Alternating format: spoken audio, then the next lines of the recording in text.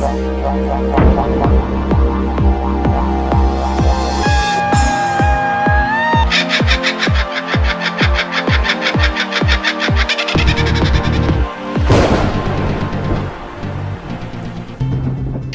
everyone, it's Millwell here. Welcome back for more Walking Dead Road to Survival.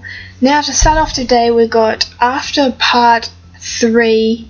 We've got 3 acts to this one. So we're just going to kick it off with the first one. But before we do that, I'm just going to get my rewards from my team finishing 3rd in the level up tournament. The reason for this is I'm going to actually use Rick as my leader for these early stages for the zombie levels to get that extra crit.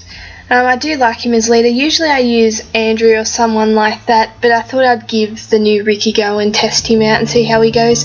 So this is going to be the team, just Rick in there. Got Gregory that we won from the previous one. Got Morgan in there from Fear.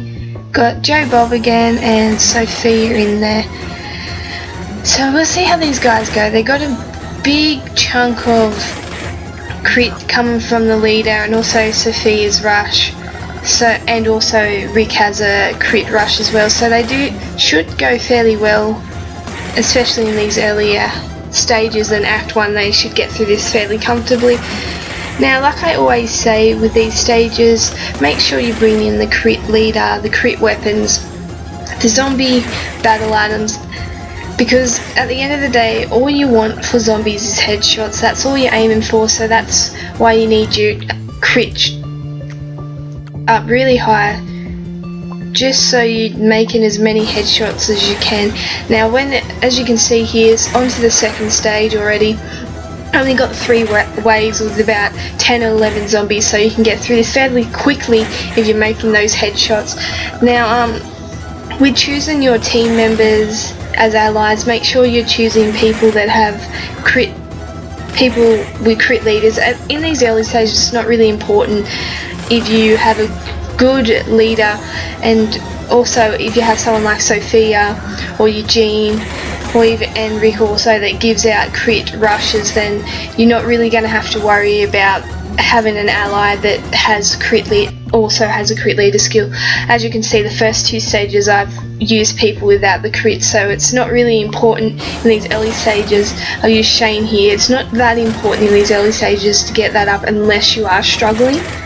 If so, then that's when you got to look at your crit count and trying to max that out as much as possible. But for now, they're going fairly well. I'm not using their rushes. I'm just seeing roughly the amount of crit they're getting from obviously having Rick as leader with the plus 12 crit, and then the plus 30 of the weapons. So Gregory, Joe Bob have plus 30 weapons. So does Rick, and then you got Morgan and Sophia with the plus 20 crit weapons. So just alone, they've got an average of about 32 to 42 crit, and they're doing a fair amount of headshots, so that's what we like to see.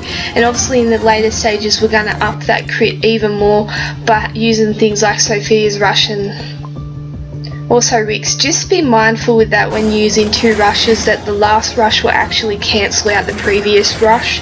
And what I mean by that is, if you're using Sophia's plus 30 crit rush and then the next turn you activate Rick's rush, what you actually do is cancel out Sophia's plus 30 rush, and Rick's plus 12 rush will then be the one you're using for the next 3 turns. So just be mindful of that, because you're not only losing turns where you get that added crit, but you also may cancel it out with a lower crit count. So Rick has 12, Sophia has 30. If you cancel out Sophia's rush by using Rick's rush when hers is still active, then you're losing 18 worth of crit.